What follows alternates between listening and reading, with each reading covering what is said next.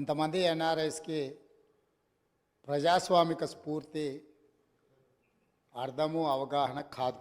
మనం ప్రయత్నం చేసినా కూడా వారు తెలుసుకునే ప్రయత్నం చేయరు. ప్రజాస్వామ్యంలో 49కి 0 వాల్యూ ఉంటుంది, 51కి 100% వాల్యూ ఉంటుంది. ఎందుకంటే 51% ఓట్లు, 51% నెంబర్ ఉన్న వాళ్ళు ప్రభుత్వాన్ని ఏర్పాటు చేస్తారు. 49% ఉన్నవాళ్ళు ప్రతిపక్షంగా కూర్చొని ప్రభుత్వం తీసుకునే పరిపాలనలో నిర్ణయాలను, శాసనాలను సహేతుకంగా విశ్లేషించి సలహాలు సూచనలు ఇస్తారు.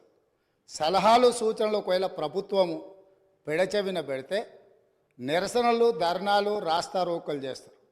అవసరమైతే ఆమరణ నిరాహార దీక్షలు చేసిన కూడా సందర్భాలు ఉన్నాయి. ఆ స్పిరిట్ను తీసుకోవాలి తప్ప వాళ్ళు 64 ఉన్నారు, మేము 39 మంది ఉన్నాం, మేము అచ్చోసిన ఆంబోతుల్లాకున్నాం, మేము పోడియంలోకి వచ్చి కుస్తీలు కొట్లాడతాం, ఈ రకమైన భాష వారి గౌరవానికి కానీ ఈ సభను నడిపించుకోవడానికి కానీ సహకరించదు. రెండవ అంశం, పదే పదే గత పాలన గురించి, గత ప్రభుత్వాల గురించి మాట్లాడుతున్నాను. సరే, వారు ఏం మాట్లాడతారో మొత్తం విన్నాక రిప్లై చేద్దాం అనుకున్నాను. కాకపోతే నా రిప్లై కోసం వారు తహతహలాడుతున్నారు. గత పాలనలో యూత్ కాంగ్రెస్ వైస్ ప్రెసిడెంట్గా కల్వకుంట్ల చంద్రశేఖరరావుకు అవకాశం ఇచ్చిందే కాంగ్రెస్ పార్టీ.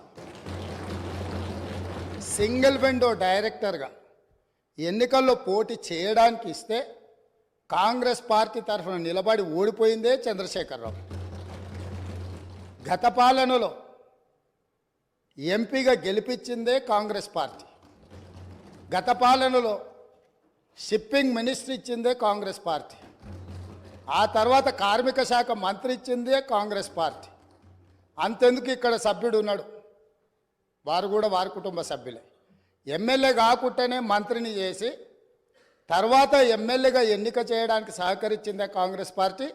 ఈరోజు వాళ్ళు ఏ పేరైతే వినోద్ అనుకుంటున్నారో ఆ రాజశేఖర రెడ్డి గారే ఆ మంత్రివర్గంలోనే గత ఆర్థిక శాఖ మంత్రి, సిద్దిపేట ఎమ్మెల్యే గారు ఎమ్మెల్యే పదవి లేకుండా మంత్రిగా ప్రమాణ స్వీకారం చేసిండ్రు. రాజశేఖర రెడ్డి గారి నాయకత్వమే దేశానికి బలమైన నాయకత్వం అని అందులో పనిచేసిండ్రు. మూడవది, పోతిరెడ్డిపాడు పొక్క పెద్దది చేసినప్పుడు కీర్తిశేషులు నాయన్ నరసింహారెడ్డి గారు కడప జిల్లా ఇన్ఛార్జ్ మినిస్టర్.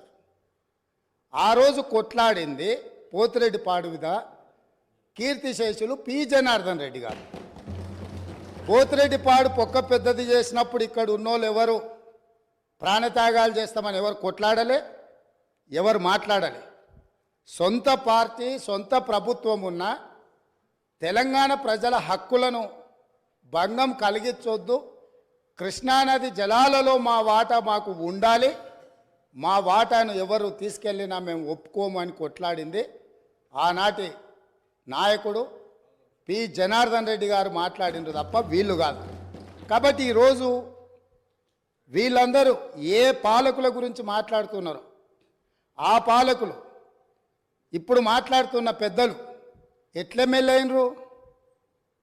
వాళ్ళ తండ్రి గారి గురువైన చంద్రబాబు నాయుడు గారి పార్టీతో పొత్తు పెట్టుకుంటే ఆ పార్టీ మద్దతుతో ఆ కడువ కప్పుకొని సిరిసిల్లలో కష్టపడి పనిచేసి నిర్మించుకున్న చీమలు పెట్టిన పుట్టలో పాములు దూరినట్టు కేకే మహేందర్ రెడ్డి అక్కడ పార్టీని నిర్మించుకొని తెలంగాణ ఉద్యమంలో పాల్గొని తెలంగాణ ఉద్యమంలో ముందు భాగం నుండి నిలబడి కొట్లాడితే ఎన్ఆర్ఐ అంటే నాన్ రిలయబుల్ ఇండియన్ కింద మేనేజ్మెంట్ కోటాలో ఇక్కడికి వచ్చి టికెట్ తీసుకొని అక్కడ ఆ కేకే మహేందర్ రెడ్డి గారిని అన్యాయం చేసి ఈరోజు ఇక్కడికి వచ్చిండ్రు.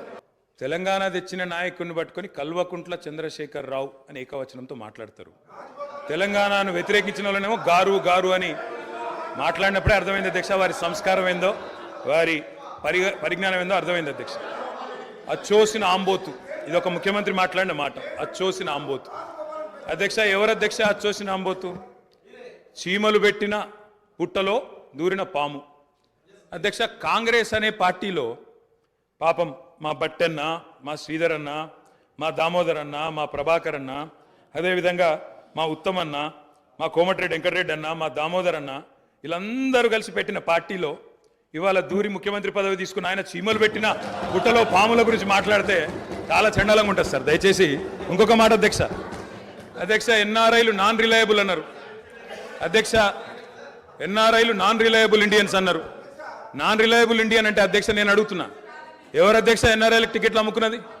ఎవరు అధ్యక్ష ఎన్ఆర్ఐలకు టికెట్లు అమ్ముకున్నది? ఎవరికి తెలియదు అధ్యక్ష ఇది? సార్ ఎన్ఆర్ఐలు నాన్ రిలయబుల్ ఇండియన్స్ అన్నారు. మరి ప్రపంచవ్యాప్తంగా ఉన్న ఎన్ఆర్ఐలు గమనించాలా. కాంగ్రెస్ పార్టీకి ఎన్ఆర్ఐల మీద ఉన్న గౌరవం, ఎన్ఆర్ఐల పట్ల ఉన్న ప్రేమ, గౌరవ ముఖ్యమంత్రి గారికి ఉన్న ప్రేమ గమనించాలని నేను కోరుతా ఉన్నా. ఇంకొక మాట అధ్యక్ష, ఎన్ఆర్ఐలు అన్నారు అధ్యక్ష ఎవరు అధ్యక్ష? 100 కోట్ల మంది భారతీయులను కాదని బయట నుంచి తెచ్చుకున్న అధ్యక్షులు చేసుకుంది ఎవరు అధ్యక్ష? బయట దేశం వాళ్ళని తెచ్చుకున్న అధ్యక్షులు చేసుకున్న దుస్థితిలో ఉన్న కాంగ్రెస్ పార్టీ ఎన్ఆర్ఐల గురించి మాట్లాడితే ఎట్లా అధ్యక్ష? మరిన్ని వీడియోస్ కోసం ఛానల్ ని సబ్స్క్రైబ్ చేయండి, లేటెస్ట్ అప్డేట్స్ కోసం వాట్సాప్ ఛానల్ ని ఫాలో చేయండి అండ్ లింక్ డిస్క్రిప్షన్ లో ఉంది.